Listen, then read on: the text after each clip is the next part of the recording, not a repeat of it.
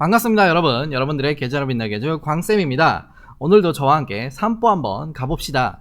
네, 지금까지 반도체 1편, 2편 이렇게 얘기하면서 반도체에 대해서 종류 뭐 이런 것들을 좀, 그리고 공정 이런 것들을 얘기를 드렸죠. 지난번에 반도체 종류를 한번 얘기를 했는데 그거를 좀 깊게를 못 들어가서 반도체 종류에 대해서 오늘은 좀 깊게 들어갈 거예요. 그래서 반도체 종류 지난번에도 얘기 드렸지만 거기에는 메모리 그리고 비메모리가 있고, 메모리 안에는 램 그리고 롬이 있다. 램에는 D램이라고 우리가 이제 DDR1, DDR2, DDR3, DDR4, DDR5까지 나왔죠. 아무튼 이게 있고 D램이 있고, 그 다음에 플래시 메모리는 낸드 플래시와 노어 플래시가 있고, 또 비메모리에서는 시스템 반도체 그리고 광 개별 소자 이렇게 있고, 시스템 반도체 안에는 마이크로 컴포넌트, 아날로그 반도체, 로직 반도체 이런 것들이 있다고 했습니다. 먼저 메모리 반도체, D램 딱 지난번에 보여드렸는데 이게 DDR이거든요. DDR램, DDR4예요. DDR4인데 그 전에 DDR1이 있었고, DDR2, DDR3, DDR4, 그 다음에 이번에 나왔던 게 DDR5입니다. DDR5는 아직 대중화는 안 됐죠. 그 전에는 SDDR이라고 있었어요. 그러니까 지금 DDR은 하나의 일을, 이따가도 얘기 드리겠지만 하나의 일을 두 가지를, 그러니까 이거 하나가 두 가지 일을 처리한다. 한 명이 두 가지의 일을 처리한다. 그래서 DDR. SDR은 한 명이 하나의 일을 처리한다. 그래서 SDR. 이렇게 있었어요. 뭐 용량은 이렇게 쭉 있는데요. 용량들도 있고, 대역폭이 넓어지면 넓어질수록 일 처리하는 게 빠르다라고 생각하면 돼요.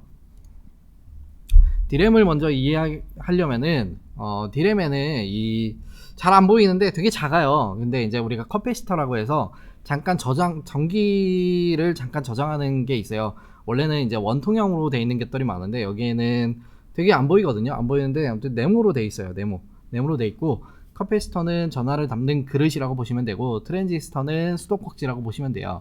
수도꼭지를 잠갔다 열었다 풀어서 잠깐 전기적으로 이제 좀 해서 이제 그릇을 담아놨다가 이게 수도꼭지를 닫으면 다 날아가요. 그래서 우리가 D램을 휘발성 메모리라고 하죠. 그러니까 이거는 전원이 끊기면, 전원 공급이 안 되면 바로 이제 다 날아가요. 그래서 저장이 안 된다. 메모리라고 하지만 저장 공간이 없다. 그렇게 보시면 됩니다. 휘발성이죠. 그래서 이 커패시터, 이 트랜지스터가 저항인데, 이 트랜지스터를 되게 공간을 이제 좁게 해놓으면요 더 많은 게 들어가죠. 그러면은 이 DDR 램에 엄청 많이 들어가겠죠. 들어가면서 효율성을 높일 수는 있지만 지금 여기 봐도 자세히 안 보이실 거예요. 아무리 제가 이렇게 보여드려도 자세히 안 보이실 건데 되게 작아요. 칩 하나가 진짜 작거든요. 이 칩 작은 거를 만들기 위해서는 그만큼 기술력이 필요하죠. 기술력들이 필요합니다. 여기까지가 D램이고요. 낸드 플래시는 이게 이제 D램이었고, 낸드 플래시는 요 안에, 이거는 외장 하드이기 때문에 이 안에 케이스가 이게 바깥에는 케이스고 케이스 안에가 있겠죠. 외장 하드거든요. 이거는 영구 저장을 해요. D램이 처리 속도를 올리는 거라면 얘는 처리 속도가 좀 낮아요. 그래가지고 CPU라고 이제 시스템 반도체 안에 들어가는 거거든요. 비메모리 반도체라고 보시면 되는데 CPU가 처리하는 건데, 걔가 이 D램과 낸드 플래시 사이에서 일들을 처리할 때 D램이 처리 속도를 올려주고 얘는 좀 처리 속도가 낮으니까 그거를 좀 중간 역할을 많이 해주죠. D램이 CPU 사이에서 낸드 플래시랑. 낸드 플래시는 영구 저장하는 겁니다. 영구 저장하는 부분, 지금 요즘은 외장 하드도 잘 돼 있고, 그전에는 우리가 외장 하드 전에는 CD 플레이어 CD-롬, 롬이라고 해서, 그래서 앞에 보면 CD-롬, 롬이에요. CD-롬, 우리가 CD-롬이라고 했던 거. 그리고 저랑 비슷한 세대 플로피 디스크라고 그 네모난 판때기 있죠.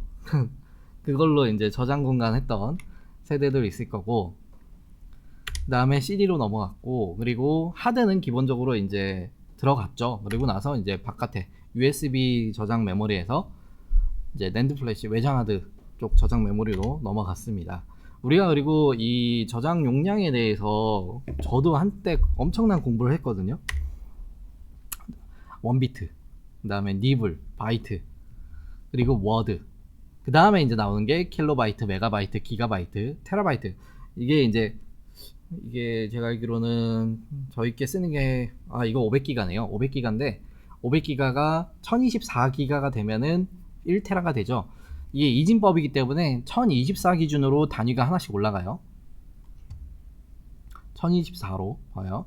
1024개의 바이트가 모여서 1킬로, 그 다음에 1024개의 킬로바이트 모이면 1메가, 1메가가 1024개가 모이면 기가가 1024기가가 모이면 테라, 그 다음에 페타, 엑사, 제타, 요타 이렇게 있는데 우리가 테라까지는 외장하드를 쓰고 있어요.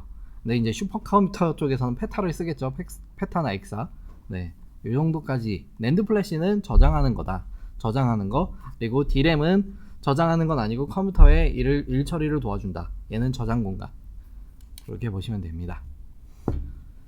낸드 플래시 세계 시장 점유율은 우리나라가 50% 차지해요. 물론 이제 D램도 그 이상 차지하거든요. 삼성전자랑 SK하이닉스가 50% 정도 차지하고 있습니다. 근데 이제 2위와 4위 그룹, 이건 22년 2분기였는데 23년 1분기는 2위가 일본의 키옥시아, 4위가 웨스턴 디지털. 웨스턴 디지털도 그 외장하드 업체로는 유명하거든요. WD라고 표시돼서 웨스턴 디지털. 네, 거기도 유명한데 지금 여기가 합병 이슈가 나오죠. 합병 이슈가 나오고 있습니다. 이걸 합병을 하게 되면 일단 SK하이닉스의 시장 점유율은 제치고 그 다음에 삼성을 능가할 수가 있어요. 22년 2분기 기준으로 둘이 만약에 합쳤을 때는 한 30%가 넘죠. 왜냐면 삼성전자가 30%고. 그래서 1위를 차지해서 시장의 판도를 바꿀 수 있다. 삼성전자 낸드 플래시 분야가 약해질 수 있다 라고 얘기들은 나오는데, 사실 우리나라는 이 메모리 반도체에서는 강자입니다. 강자. 뭐 얘네 둘이 합쳐도 분야가 그러니까 문화가 달라요. 일본의 문화와 미국의 문화는 다르죠. 미국의 웨스턴 디지털, 일본의 키옥시아, 아무리 합쳐도 합병이 된다 해도 뭔가 잡음이 좀 있겠죠. 그런 것들 뭐 크게 영향이 있을까 싶어요. 아무튼 낸드 플래시랑 D램에 대해서 알려드렸고, 비메모리 반도체는 제가 이거를 가져올 수는 없어요. 왜냐면 다 가전제품에 들어가 있어요. 자동차에도 들어가 있고. 그래서 가져올 수는 없는데 그냥 반도체 칩 이런 식으로 칩셋이 있잖아요. 이런 게 이제 우리 그 자동차, 그다음에 냉장고, 그리고 뭐 인공지능 하는 그 스피커, 그런 데 다 들어가 있다.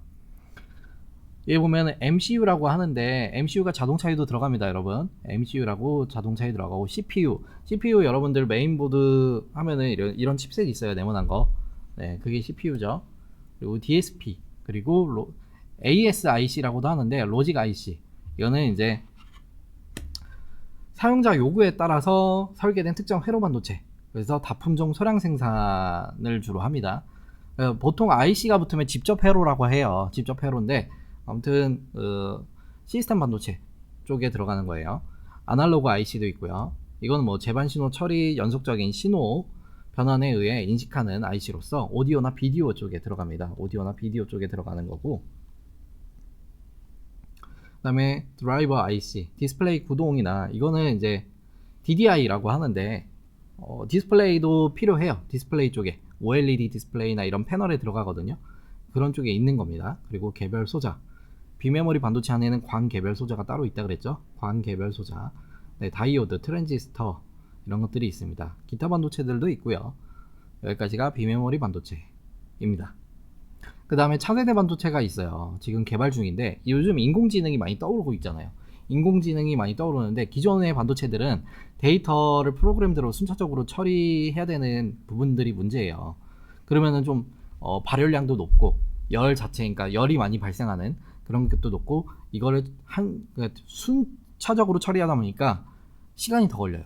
아무리 시스템 반도체, 기존 반도체라고 해도 새로 하는 거는 시간이 단축이 되는데 지금은 시간이 좀 지연되는 듯한 느낌이 있어서, 이번에 새로 차세대 반도체는 인간의 뇌처럼 기억이나 연산을 이렇게 따닥, 여기 뇌가 있으면 뇌 시냅시스에서 이제 대량으로 동시 이제 병렬 처리로 하는 거죠. 그래서 대규모 병렬 비선형 신호 처리로 따다닥 일 처리를 빠르게 할 수 있고, 그래서 인공지능 반도체, 인공지능 주로 이제 쓰니까 뉴로모픽 반도체라고 하는데 이쪽 분야가 많이 뜨고 있습니다. 시스템 반도체에서는 이쪽 분야가 정말 많이 뜨고 있어요. 기존에 이제 한계가 있었으니까. 네. 반도체 업체들은 제가 많이 알려드렸기 때문에 앞에 공정하면서도 알려드렸고, 사실 반도체 기업들이 너무 많아요.